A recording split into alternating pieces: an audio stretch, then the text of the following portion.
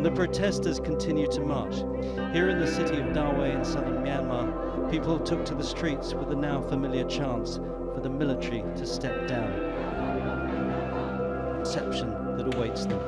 The security services fired with no restraint on Saturday. There are a variety of Turned to find 60 homes burned to the ground. Now all they can do is pick through the ashes, trying to save anything from the military's policy of scorched earth. Tony Cheng is the executive director of Burma Human Rights Network, and he says imposing sanctions and an arms embargo will be effective in Myanmar. 여러분 안녕하십니까? 김종구입니다. 여러분, 미얀마 우리나라 신한은행 현지 직원이 총을 맞고 사망했다는 보도입니다. 미얀마 관련입니다. 퇴근길에 미얀마 군경에 총을 맞았던 신한은행 미얀마 양곤 지점의 현지 직원이 끝내 숨졌습니다. 해당 지점 관계자는 A씨가 총격 후 병원에서 수술을 받았지만 끝내 깨어나지 못하고 현지 시간 4월 2일 오전에 숨을 거뒀다고 밝혔습니다. 지난 2월 1일 미얀마의 쿠데타가 일어난 뒤 미얀마에서 군경의 총격으로 숨진 시민들의 수는 500명이 훨씬 넘었습니다. 지난해 방송에도 말씀드렸죠. 무차별 총격으로 시위에 나오지 않은 어린 아이와 시민들까지 희생되고 있다고 하는 그런 보도입니다. 보도에 의하면 사망한 이 A씨는 역시 지난달 31일 오후 회사에서 제공하는 차를 타고 퇴근하던 중에 총을 맞아 쓰러졌습니다. 사망자 수가 갈수록 늘어나면서 현지에 진출한 우리 기업에서까지 희생자가 나오게 된 겁니다. 물론 우리나라 사람은 아니죠. 현지 직원입니다. 결국 신한은행은 양곤 지점을 임시 폐쇄했고 모든 직원이 재택근무를 하게 했다고 하는데요. 미얀마에는 약 2천여 명의 우리 국민이 현지 생업을 위해서 머물고 있다고 합니다. 3일 정보는 여행 경보의 마지막 단계인 흑색 경보. 우리나라는 이 4단계의 그 여행 경보를 가지고 있는데 마지막 단계가 이제 흑색 경보입니다. CNN 취재진이 미얀마 양곤 시장을 취재차 다녀갔다고 합니다. 취재진이 다녀간 뒤 현장 취재에 응한 민간인 최소 6명이 군경에 납치돼 구금 상태에 있다 하는 그런 소식입니다. 현지 언론에 따르면 이들은 연락 두절 상태라고 합니다. 군부는 CNN을 이용해 국제사회에 대고 비인도적 시위 진압은 없다, 이런 홍보를 하려는 의도에 하에서 인터뷰를 허용했다가 뜻을 이루지 못하자 인터뷰한 사람을 체포한 것으로 보인다고 합니다. 당시 미얀마의 독립 언론 미얀마 나우라는 언론이 있습니다. 3일 CNN 팀이 자리를 뜬 지 얼마 지나지 않아 사복 차림의 무장 남성들이 이들을 납치해 갔다고 이같이 밝혔습니다. 현재 미얀마는 각국 외국인이 탈출 러시가 있었고요. 얼마 전까지만 해도요. 지금도 그렇습니다. 군부 비상 사태 체제 하에 있어서 접근이 금지된 위험한 지역이 아닐 수가 없습니다. 언제까지 이런 사태가 지속될 것인지는 알 수가 없습니다. 극렬해지는 미얀마 반쿠데타 시위에 국제사회는 어떤 반응을 보이고 있나, 또 국제연합은 어떤 조치를 취하고 있나. 결론부터 말하면 유엔 안전보장이사회가 현지 시간 1일 군부의 민간인 살해와 관련해서 규탄 성명을 냈지만 실제 행동은 없었다는 결론입니다. 보도에 의하면 유엔 안전보장이사회는 성명서에서 안보리 회원국들은 급속한 상황 악화에 깊은 우려를 표현하고 평화적 시위대를 겨냥한 폭력과 여성, 어린이를 포함한 민간인 수백 명의 죽음을 강력히 규탄한다, 이런 성명을 발표했습니다. AFP에 따르면 서방 국가들은 성명서에서 미얀마 군부에 대한 제재에 염두를 두고 추가적인 조처의 검토를 준비한다는 표현을 거기다가 넣었습니다. 넣으려고 했는데 중국이 이를 반대했다고 합니다. 미얀마 군부의 우호적인 중국은 민간인 죽음 등의 표현이 지나치다, 이건 너무 지나치니 완화하자, 이런 주장을 편 것으로 알려졌습니다. 심지어 러시아는 성명서에서 미얀마 시위 진압 과정에서 군경도 죽었으니 군경의 사망자까지도 문구 안에 넣자, 뭐 이러한 이런 걸 넣어서 같이 넣어서 규탄을 하자, 이런 걸 원했다고 합니다.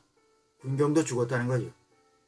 외신들은 미얀마에서 끔찍한 유혈 참사가 이어지는 상황에 유엔을 비롯한 국제기구는 무기력한, 힘없는 무기력한 모습을 노출했다고 지적했습니다.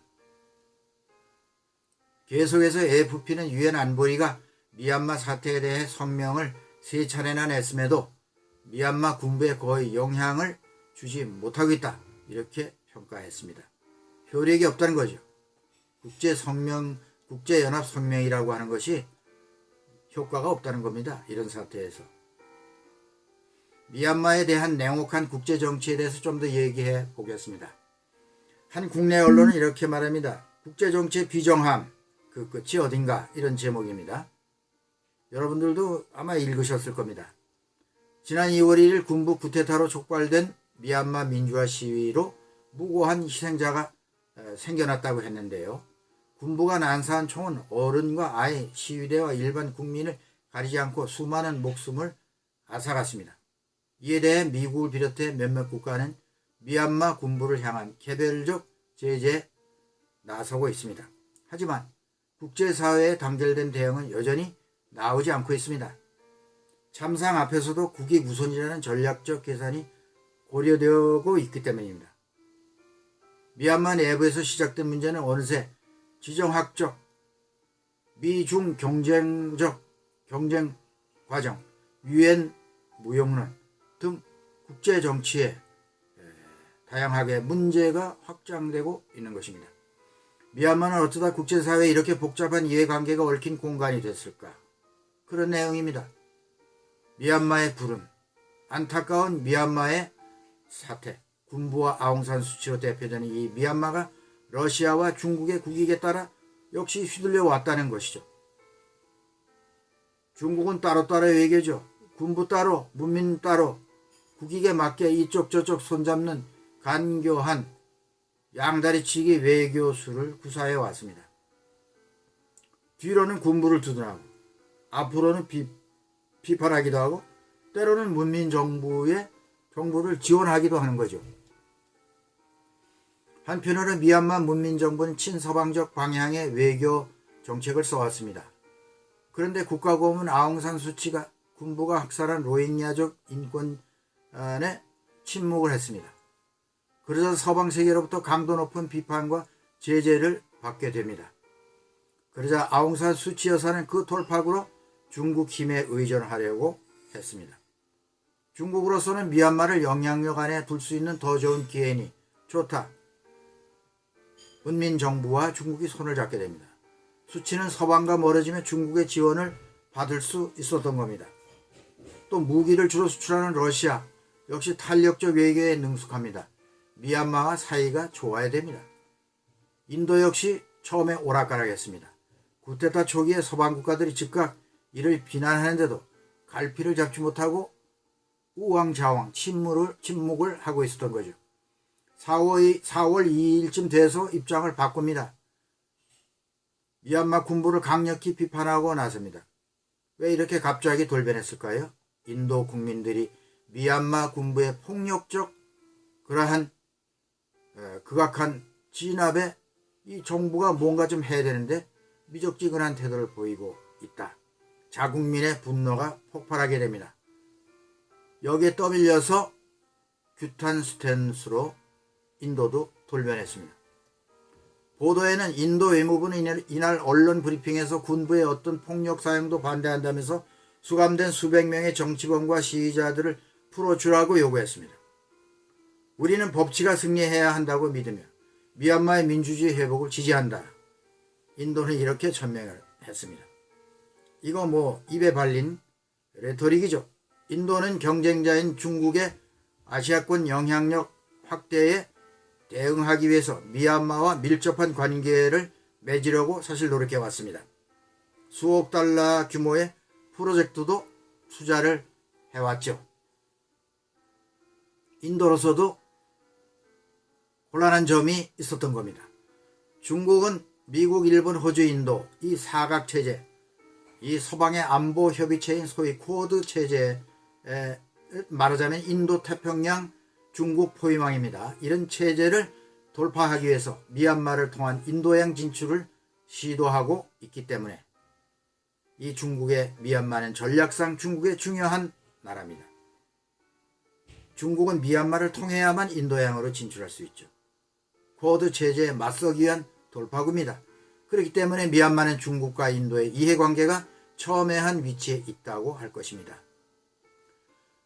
국제사회는 나라마다 이와 같이 국내외 눈치부터 보는 태도, 항상 자국의 손해가 있는 일이면은 멀리하고 이익이 되는 쪽으로 움직입니다.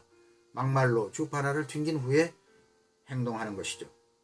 지난 군부의 열병식에 인도 대사관 인사가 열병식에 참석을 한 적이 있습니다. 대개 국가들이 군부와 아웅산 수치의 문민정부 양쪽의 눈치껏 외교 자세를 취해 미얀마 국내 변화를 이용해 왔던 겁니다. 말하자면 미얀마 세력의 양다리를 걸치고 있는 그런 형태죠. 우리나라는 어떻습니까? 우리나라는 지금 미얀마가 겪고 있는 반독재 민주화운동 역사를 이미 우리도 겪었습니다. 오래전에. 미얀마 젊은이들에게는 한국의 5.18 민주화운동, 그 전에 4.19 운동이 모델이 된다고 합니다. 우리나라 역시 미얀마를 바라보는 시선이 예사롭진 않습니다. 그런 가운데 한국과 미국, 일본, 영국 등 12개국 합참 의장들이 이날 같은 군인으로서 미얀마 군부를 비판하는 공동 성명을 발표했습니다. 이들은 미얀마 군경이 비무장 민간인에게 살상과 무력을 가한 것을 비판한다. 이런 분노를 했습니다. 그러나 쿠데타 주역인 흘라행 사령관과 그를 따른 군부 세력들은 이를 전혀 의식하지 않은 듯 시민의 시위에 더욱 가혹한 진압과 체포를 이어가고 있습니다. 4월 1일 우리나라는 전국 광역단체장으로 꾸려진 대한민국 시도지사 협의회 회장은 전북 지사가 회장을 맡고 있다고 합니다. 국민에게 총칼은 어떤 이유로도 용납 안 된다 하면서 광역단체장 미얀마 군부 규탄 성명을 냈습니다. 자, 이 성명이라고 하는 것이 과연 어떤 효과를 가져올 수 있을까? 전주시는 별도로 미얀마 국민돕기 운동을 벌이기로 했다고 합니다. 4대 종단 대표, 18개 시민단체 대표, 제야 미얀마 전북 학생회 관계자 등이 참석해서 모금 활동을 하기로 했다고 하는 뉴스입니다. 그 어느 나라보다 미얀마 민주화에 깊은 관심을 기울이지 않을 수 없는 겁니다. 도울 수 있으면 우리가 도와야 되겠죠. 미얀마는 현재 내전에 돌입하고 있다고 볼 수 있습니다. 심각한 문제입니다. 쿠데타를 주도한 군부와 이에 대항할 수 있는 무장 세력이 점차 형성되어 가고 있다. 아니 확장되어 가고 있다고 하는 사실입니다. 반쿠데타 시민이 사제 무기로 무장하기 시작하면 물론 동부 접경지대의 대표적인 소수민족인 북부자치주의 카친족 지도를 보시면은 동북부 미얀마 지도 동북부 오른쪽입니다.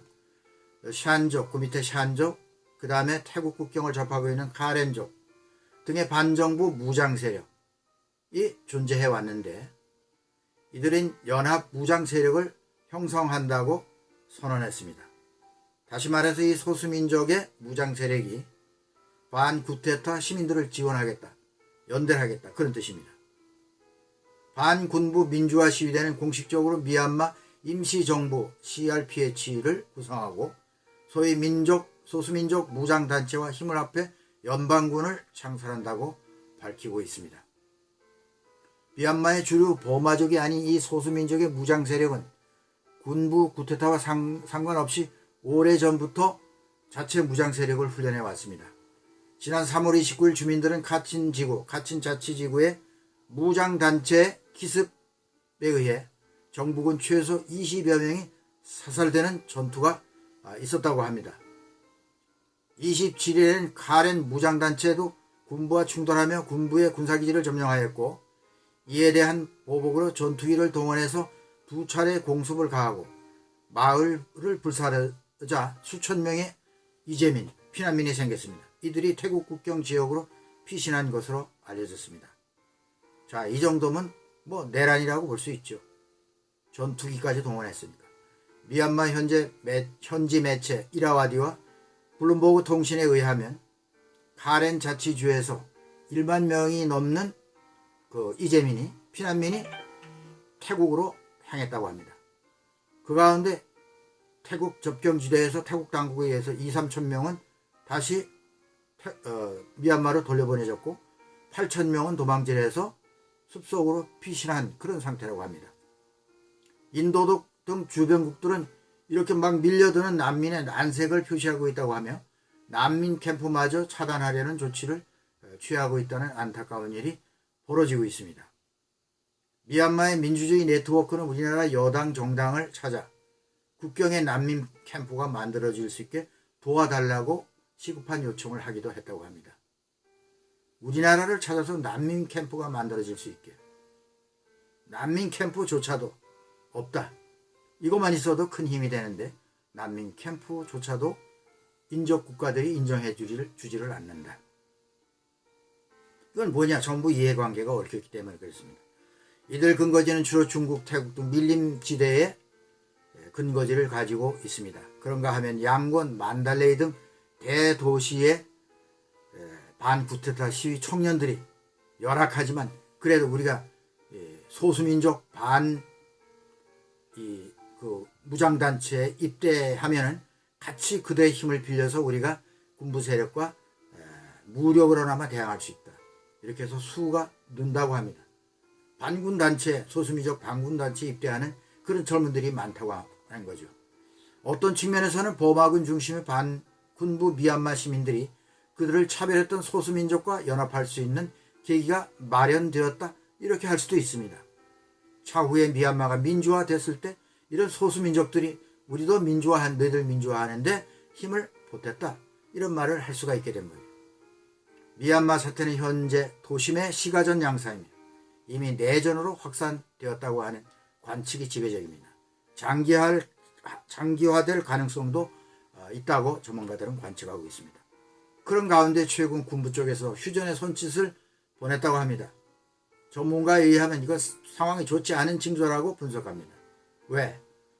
다가오는 6월 우기를 앞두고 이 군부가 전열을 가다듬기 위해서 임시 휴식기를 갖겠다. 일종의 꼼수를 쓴다는 것이죠. 이것은 곧 장기전의 신호를 말하는 것이라고 합니다. 우기가 지나면 본격적으로 소탕전에 나선다는 것이죠. 이 소수민족 무장단체들은 특히 카렌족 무장세력은 쿠데타 이후에도 독자적으로 군부와 무력 충돌을 거듭해왔습니다. 간헐적으로 군 초소를 습격해 정부를 사살하고 그들의 군부의 기지를 점령한 적도 있습니다.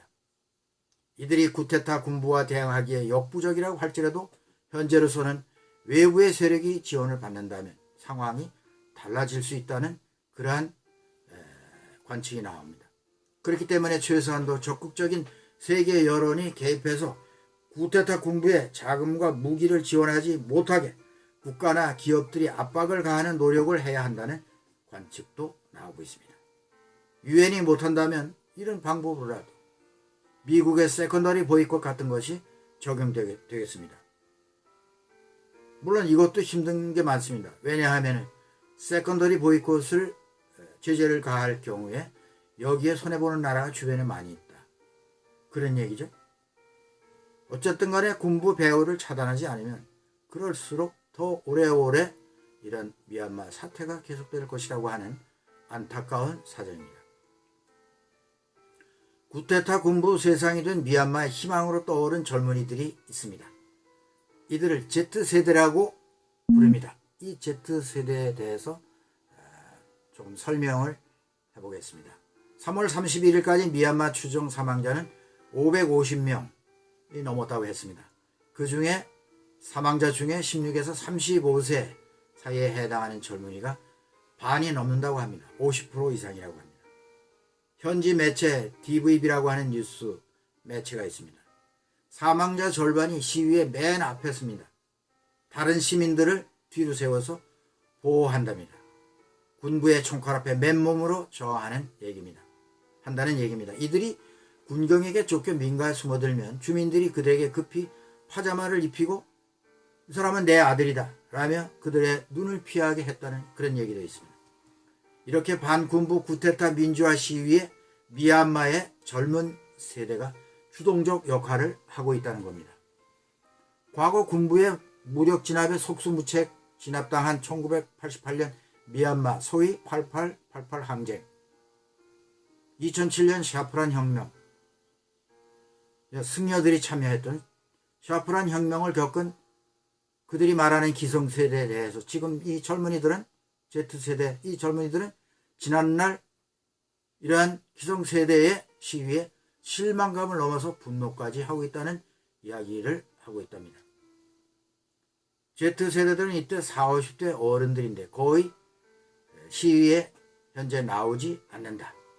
개야 정치인, 시민단체 지도자, 종교 지도자 한 명도 지금 시위에 나오지 않는다는 겁니다. 이렇게 기성세대는 무능하다. 그 무능함이 오히려 실망과 분노를 이 젊은이들에게 실망과 분노를 터뜨리게 했다는 겁니다. 젊은이들 사이에 특히 제일 배신감을 느끼는 대상은 군부 쿠데타에 잠잠했던 스님들이라는 겁니다. 승려들, 이 승려들이 안 나오는 모양입니다. 젊은이들은 기성세대와 달리 아웅산 수치의 국가고문, 아웅산 수치 국가고문이죠. 현재 연금 상태에 있습니다. 그가 이끌었던 NLD, 민주주의 민족동맹, 문민정부의 중심 세력이죠. 군부와 쌍방을 이루면서 세력을 유지했던 이들 세력을 두둔하고 의존하고 보호하려는 그런 식의 싸움보다 헌법을 뜯어 고쳐야 된다. 헌법을 개정하라. 이런 구체적인 헌법 개정 요구사항을 표방하고 시위를 하고 있습니다. 우리는 아웅산 수치 여사가 돌아와서 군부와 협상하라는 그런 구호가 더는 통하지 않는다. 반복되는 쿠데타를 보면서 지도자 석방이 아니라 현행 헌법 폐지가 더 중요한 것을 우리는 알고 있다. 전문가들은 이렇게 말하고 있습니다. 2008년 군부 독재 당시 미얀마의 헌법은 군부가 언제든 국가 비상사태를 선포하고 국가를 장악할 수 있도록 헌법을 개정했다고 합니다. 비상사태를 군부가 선포할 수 있도록 하는 항목을 헌법에 넣었다? 자, 미얀마의 헌법이 이제 어떠한 상황인지 우리는 짐작을 할 수가 있습니다. 2015년 아웅산 수치의 NLD가 집권했지만 군부와의 연정, 말하면 투트랙입니다. 아웅산 수치와 NLD는 1988년 앞서 말한 8888 항쟁 이후 늘 저항의 중심에 있었지만 이 아웅산 수치는 시민사회를 조직하고 대한 세력을 키우기 위한 전략 그리고 그런 노력이 부족했다. 이것이 오늘날 미얀마를 바라보는 전문가들의 평입니다. 이제 젊은이들은 NLD에 의존하는 것보다 헌법을 바꾸고 아예 새로운 나라를 만들자 이런 주장을 하고 있습니다. 지금 이런 헌법이라면 미얀마의 미래는 없다 이렇게 말하면서 이들은 이 헌법을 개정하기 위해서 적극적인 구체적인 전략을 수립하고 있다고 합니다. 그럼 미얀마의 이런 젊은 세대의 어떤 특성이 있느냐? 이 Z세대가 과거 기성세대들이 갖지 못했던 그런 어떤 특성.